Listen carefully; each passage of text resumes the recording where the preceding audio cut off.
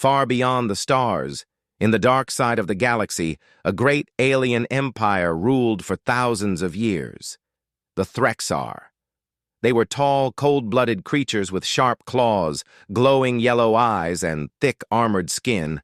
They believed they were the strongest hunters in the universe.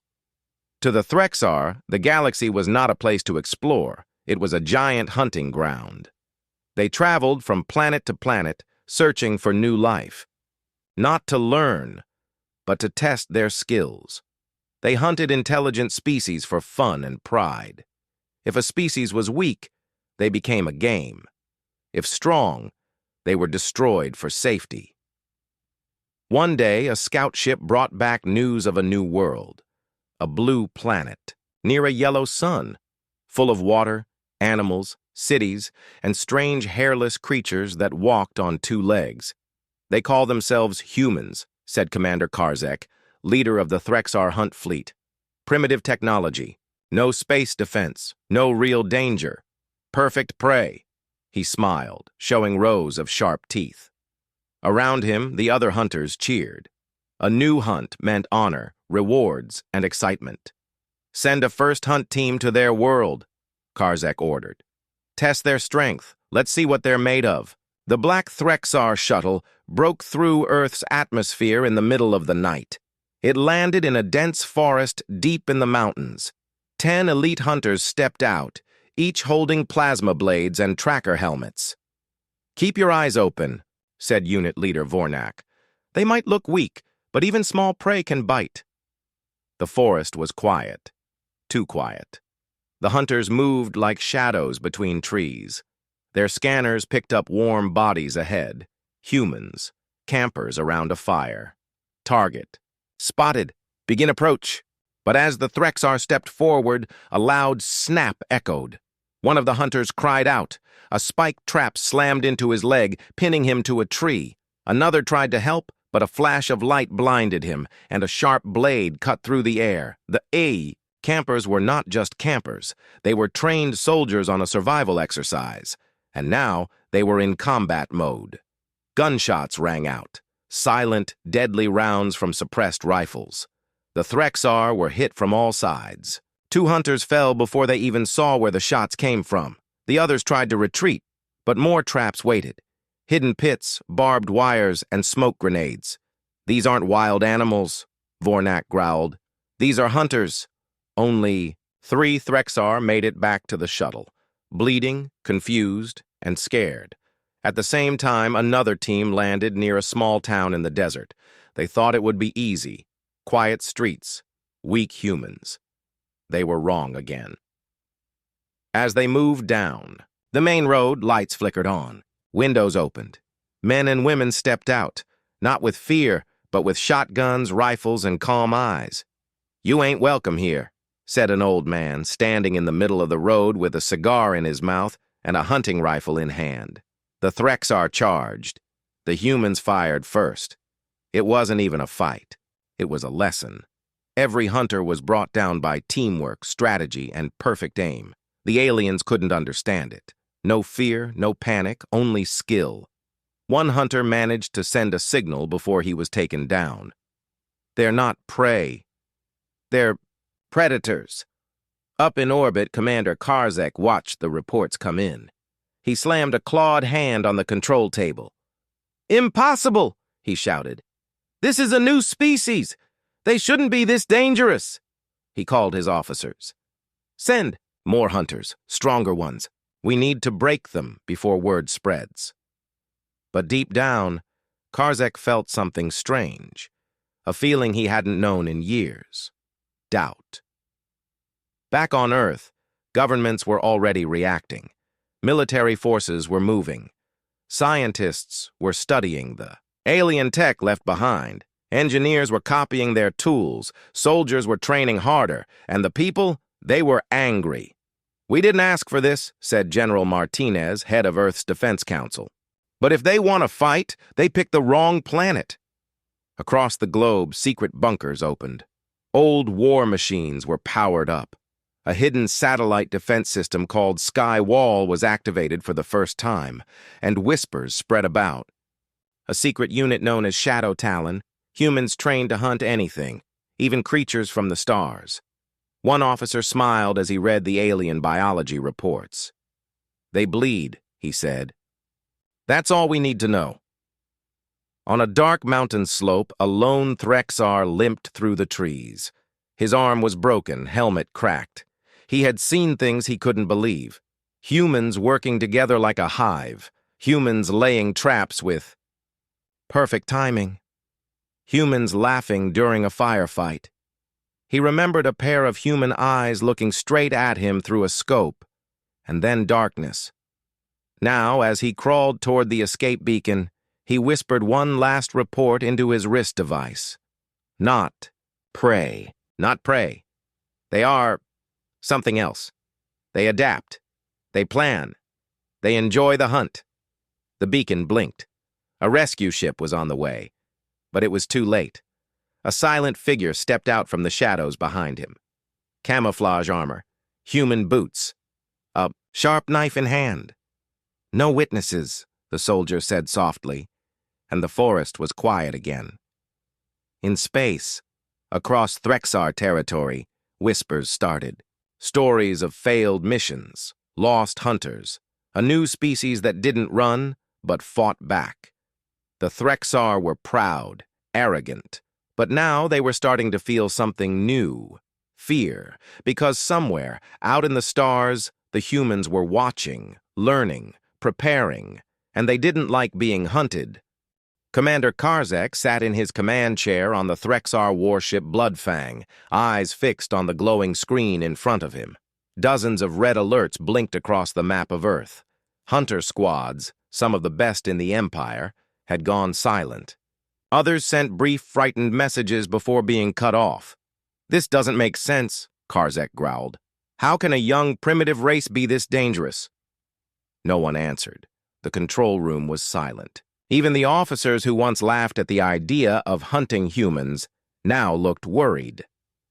Back on Earth, in a hidden underground base deep in the Arctic, General Martinez stood before a large table filled with holograms of alien ships, weapons, and captured Threxar armor.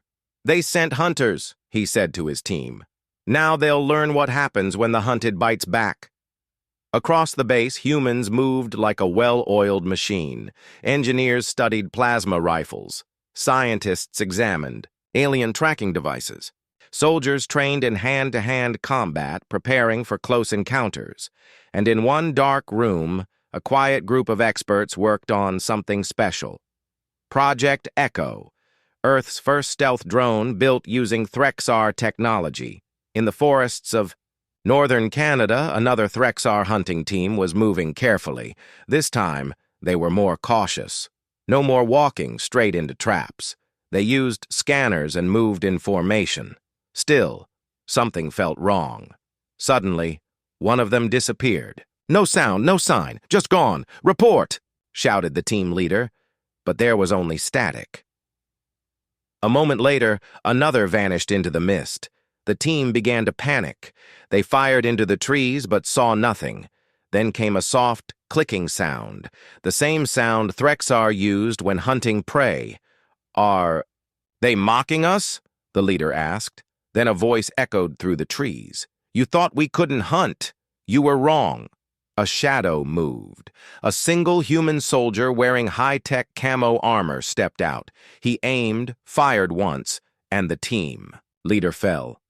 The rest of the aliens turned to flee, but more humans appeared. They were surrounded. The hunt was over. The humans had won again. On the other side of the planet, a small Threxar ship crashed in the Australian outback. 2 injured hunters crawled from the wreckage. Their weapons were broken, their armor cracked. "We need shelter," one said. They walked for hours under the hot sun until they reached an old farm. There was only one man there, tall, quiet, wearing a hat and holding a long rifle. He looked at the 2 aliens, chewed his gum, and said calmly, "You're not from around here, are you?" The Threxar raised their claws. The man didn't move. He simply aimed and fired. One shot hit the ground near the alien's feet. "Last warning," he said. The Threxar paused. They could see something in the man's eyes. No fear, just patience. They turned and ran. The man shook his head and muttered, "Aliens or not, still just pests." In orbit, Karzek called a meeting with his top advisors. His claws tapped the table. "We need answers," he said. "Why are we losing?" An old advisor, with gray scales and deep scars, stepped forward. "I warned you, Commander. Humans are not like other species. They don't just fight with muscle. They fight with mind, with heart." Karzek frowned. "They have no space fleets, no lasers, no shields. But they have something better," the old one said. "They have the will to survive," Karzek growled. "Then we'll break that will." He turned to his officers. "Send 10 ships, full battalions. No more testing. We end this now." Back on Earth, a satellite picked up strange signals. More Threxar ships were coming. Bigger ones, faster, full of troops. General Martinez watched the data appear on the screen. "So," he said, "they're sending the big guns." He looked around the room. "Good. We'll give them a proper welcome." He pressed a button. "All units. Operation Iron Claw is live." In cities across Earth, secret bunkers opened. Anti-air batteries rose from hidden silos. Fighter jets took to the skies. Naval ships armed their weapons, and high above, satellites moved into position. In the Pacific Ocean, a strange shape rose from the waves. It was Earth's first space defense cruiser, HSS Revenant, built in secret over the last 5 years. A massive ship armed with railguns, EMP cannons, and stealth systems. It floated silently, ready to fight. When the Threxar fleet entered the atmosphere, they expected fear. Instead, they met resistance. Their lead ships were hit by precision railgun shots from the ground. One fell into the sea, another crashed into a mountain. Human jets swarmed the skies, using tight formations and perfect timing. They struck the alien crafts with missiles and laser-guided bombs. One Threxar pilot screamed into his comms, "They fly like insects, but sting like beasts." Karzek's command ship was hit, but kept flying. "This isn't war," he said. "This is punishment." Meanwhile, on the ground, Shadow Talon teams were everywhere. In forests, deserts, and cities, they moved in silence, using alien tech against its creators. In one desert battle, a Threxar captain shouted orders, but his troops started falling one by one. No sound, no warning. Then came a voice from the shadows. "We learned from you, improved your weapons. Now we use them better than you do." The captain turned, but too late. As the battles raged, more Threxar were captured. They were not tortured. They were questioned. One human scientist showed them images. "Why did you attack us?" "For sport," one alien replied. "For the hunt," the human nodded. "Well, now you know what happens when the prey becomes the hunter." Back on the Bloodfang, Karzek sat in silence. His fleet was losing, his hunters were hiding, and worst of all, his pride was broken. He looked at the earth below and whispered, "What are you?" On Earth, a single message was sent back through a hacked Threxar channel. The message was short. The Threxar homeworld, Tharnox, had never known fear. It was a planet of war and pride. The giant cities were made of dark stone and metal, and the skies were always full of warships flying in perfect order. For generations, the Threxar believed they were the strongest race in the galaxy. They hunted other species for sport. They trained from birth to fight and conquer. But now something strange was happening. Ships were returning half-empty. Hunters were coming back with injuries, broken armor, and silent eyes. And worst of all, some ships never returned at all. In a deep war chamber under the capital city, the Supreme War Council met. Old and battle-scarred Threxar generals stood in a circle. A large screen showed images from Earth, human jets, tanks, and strange units wearing armor that could disappear into the shadows. "They were supposed to be prey," said High General Vrozar. "Yet they fight like apex beasts." They are. Clever, said another. They copy our tech faster than we expect. They use their small size and fast movements to win. They enjoy the fight, one commander said quietly. That's the most frightening part. The room fell silent. Threxar did not fear easily, but this was new, a race that didn't just survive, but adapted. A race that didn't hide, but fought back. A race that laughed during battle. It was not normal. Back on Earth, inside a large underground facility beneath Iceland's glaciers, a group of scientists worked day and night. Alien devices were laid out across long tables. Plasma blasters, armor plates, navigation chips, and cloaking modules. Dr. Kira Lang, a leading tech engineer, held up a small green crystal taken from a Threxar ship. This is their core energy unit, she said. Very advanced but unstable. If we reverse engineer it, we can power our ships for weeks. Her assistant blinked. You mean we're building our own fleet? Kira smiled. Not just building, improving. Nearby, an old military commander watched from the shadows. He nodded slowly. Every time they strike, he said, we learn faster. They've given us weapons. And now, we give them fear. Commander Karzek sat alone in his quarters aboard the Bloodfang, staring at the same message over and over. We are human. Remember that. His claws twitched. His armor felt heavier. The pride in his heart had cracked. He remembered the last battle report. 12 hunter squads lost in a single night. And not by armies, not by missiles, by small teams of humans with clever traps, quiet rifles, and tricks that made no sense. They fight like ghosts, his lieutenant had said. We see them only when they want us to. Karzek stood and walked to the viewing window. Below, Earth floated like a blue jewel. I will not be defeated by farmers and builders, he growled. But deep inside, he was not so sure. In the jungles of South America, a Threxar squad landed in search of a downed probe. The trees were tall, the air thick with heat and insects. Their scanners picked up human life nearby, but no buildings, no roads. Be careful, said the team leader. This planet has tricks. They moved slowly, using their advanced tracking systems. But nothing came up. Then one of them stepped on a patch of soft ground and vanished. A pit trap. The others turned, but it was too late. Net traps dropped from trees. Arrows whistled from the shadows. Small shapes darted between trees, humans with painted faces and silent weapons. The Threxar fired, but the jungle swallowed their shots. This was not war. This was survival. One alien ran through the trees, only to find himself facing a human child. She stood barefoot, holding a carved wooden spear. She looked into his eyes without fear. The Threxar paused, confused. Then, behind him, a group of hunters stepped out of the jungle, real humans, moving like shadows. One placed a hand on the child's shoulder and said softly, "She's braver than you." And then, darkness. The captured Threxar were brought to special Earth bases. They were not harmed, but they were studied. Some refused to speak. Others, after seeing Earth's strength, began to answer questions.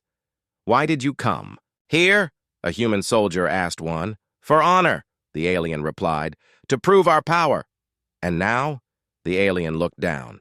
Now I know. We are not the only predators. One alien captain broke down during a quiet moment. He whispered, "You're kind. You smile in battle. You plan like spiders. You kill without sound. You are not prey. You are worse." The human leaned closer. We are survivors. That's what makes us strong. Far from Earth, on a distant Threxar colony moon, a rebellion began. News of Earth's resistance had spread. Young Threxar soldiers began to ask questions. Why were they fighting humans? Why had so many died? One small group sent a secret message into deep space. We have met the humans. We regret it. Do not follow us. The message echoed through the dark. But it was too late for many. On Earth, leaders from all nations joined under one banner, the Human Defense Unity.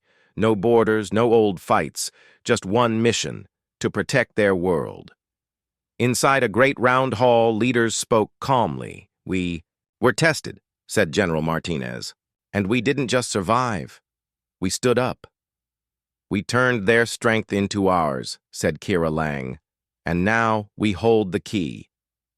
They came here thinking we were easy prey, said a captain from Africa. But now they know. We are the storm they didn't see coming. The council agreed. It was time to stop defending.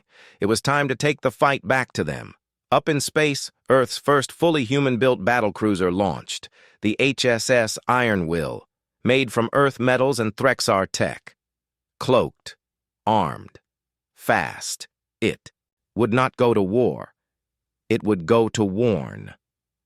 It carried one message, spoken by a soldier standing tall before the camera.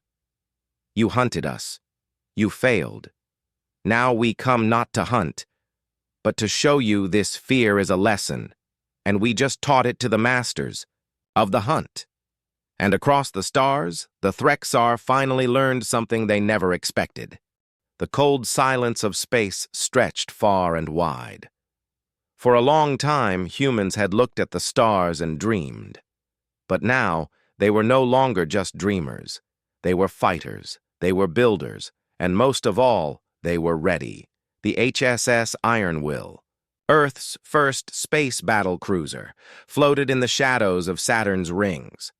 Covered in dark plating and powered by both human and alien technology, it was almost invisible to radar. Aboard the ship, men and women from different countries worked side by side. Captain Aisha Wren stood on the command deck. Her face was calm, her voice steady. "Prepare for silent jump," she ordered. The crew responded quickly. Lights dimmed, engines hummed quietly. Their target was not Earth. Their mission was to enter Threxar space, gather intelligence, and send a message not with words, but with actions. On the Threxar homeworld, panic was spreading. Old generals argued in the war rooms. Young soldiers whispered about the humans, who fought like shadows and struck like lightning. Colony outposts had gone quiet. Hunting ships were not returning. The Threxar Supreme Commander, Karzek, stood before the High Council. "We must take control," he said. "We underestimated the humans. We thought they were prey. We were wrong." One council member shouted, "Then destroy them." Karzek looked at him with sharp eyes. "And if we try and fail again?" The room fell silent. Back near Earth, human scientists unlocked more secrets from Threxar weapons. Engineers improved cloaking tech. Pilots trained with alien-style flight systems. In one large facility beneath the sea, a project known as Sky Ghost was completed. It was Earth's second battlecruiser.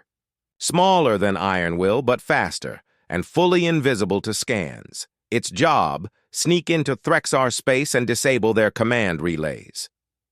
"We're not just going to defend anymore," said General Martinez. "We're going to show them we're not afraid." The Iron Will jumped silently into Threxar space. Captain Wren looked out the window at the distant stars. "Engage shadow mode," she said. The ship turned fully invisible.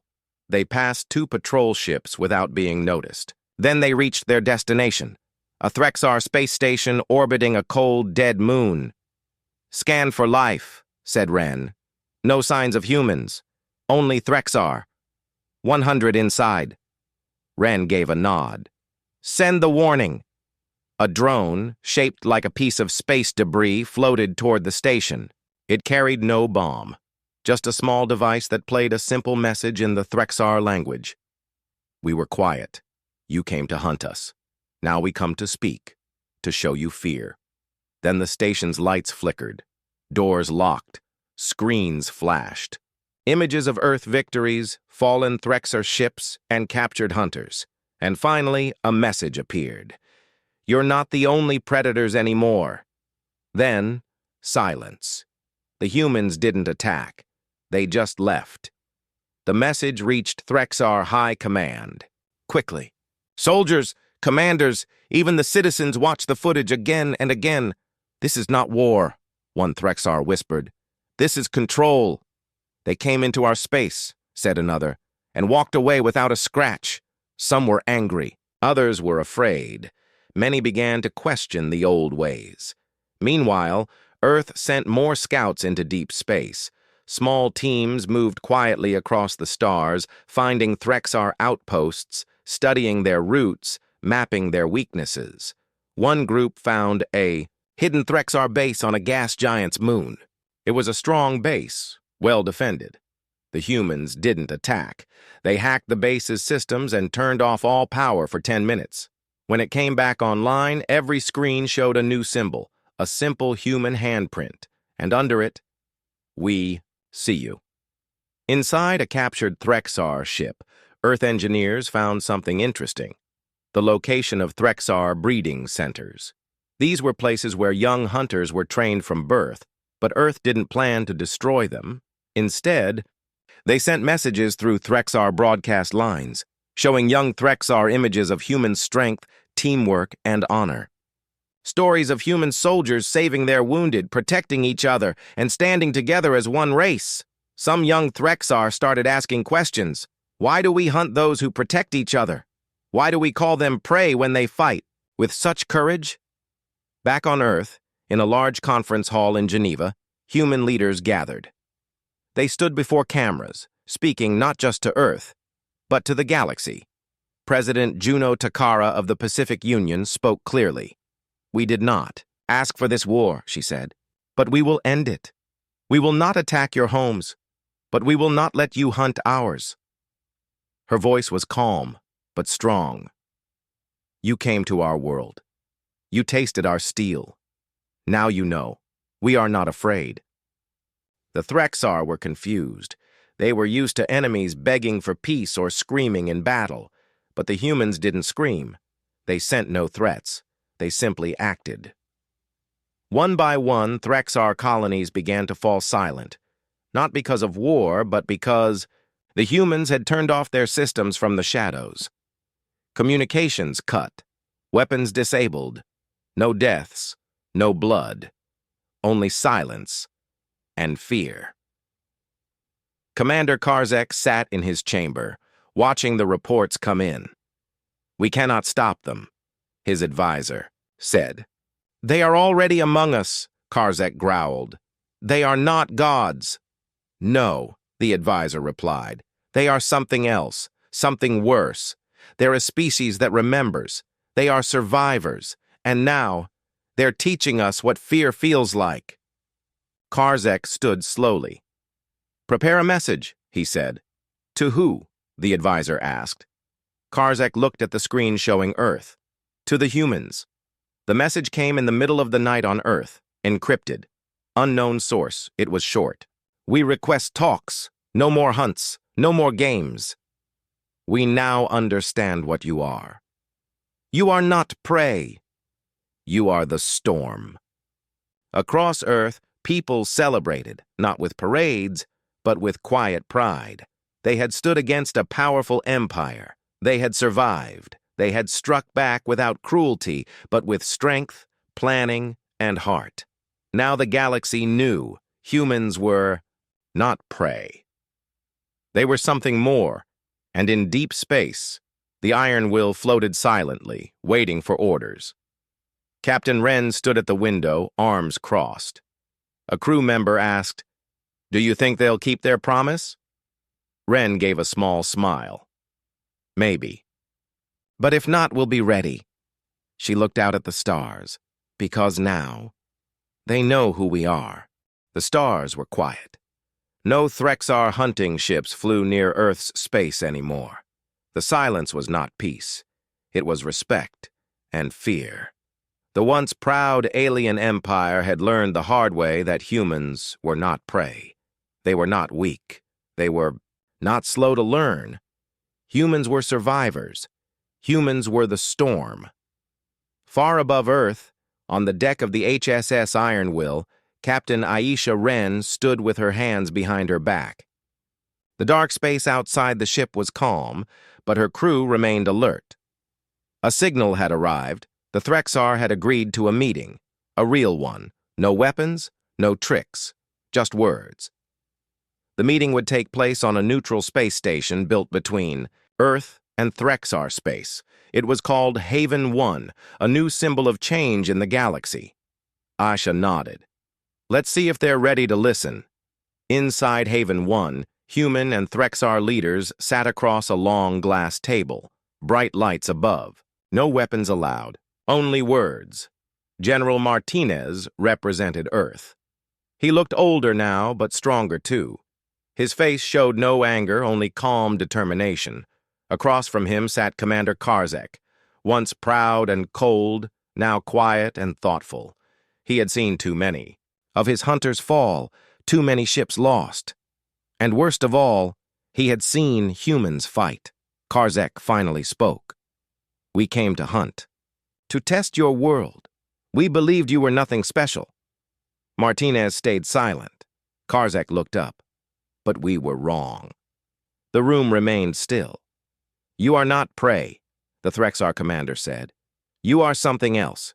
You plan like spiders. You move like wind. You strike like lightning. He paused. You fight with honor. You protect your kind. You adapt faster than any race we've known. Then he did something no Threxar had done before. He bowed his head. We ask for peace. Martinez didn't smile. He simply nodded.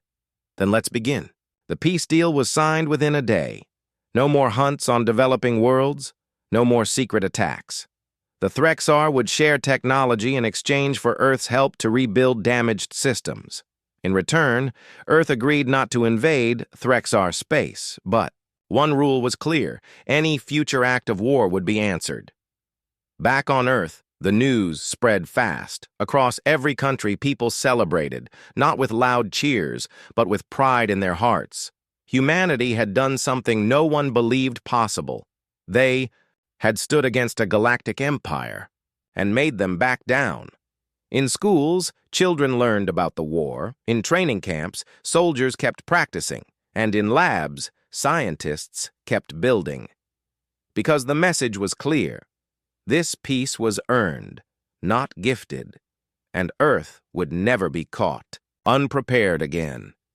In Africa, a former soldier named Marcus sat under the stars, looking at the night sky. A small boy ran up beside him. "Grandpa," he asked, "were you really in the War of the Hunt?" Marcus nodded slowly. "Yes, I was part of the Shadow Talon unit." "Did you fight aliens?" "Yes." The boy's eyes grew wide. "Were you scared?" Marcus thought for a moment, then smiled. "We were all scared, but we did what we had. Too, because we weren't just fighting for our lives. We were fighting for our future." The boy looked up at the stars. "Do the aliens still think we're scary?" Marcus chuckled softly. "Not scary," he said. "Just respected." In the Threxar capital, changes had begun. No longer were young hunters told that humans were simple and weak. Now, their lessons included warnings. Humans do not forget, teachers said. They do not stop. They do not run. One young Threxar raised his claw. "But if we are hunters, what are they?" The teacher looked at him and said quietly, "They are apex predators, but not like us. They don't hunt for fun. They hunt to protect, and if you threaten their own, they will become your nightmare." The class was silent. Back on Haven 1, new ambassadors arrived from other species, small, peaceful races that had once been afraid to speak. But now, they came to Earth asking for alliances. One alien leader said to Martinez, "We heard what you did. You stood when no one else could. We wish to join your protection pact. Martinez nodded.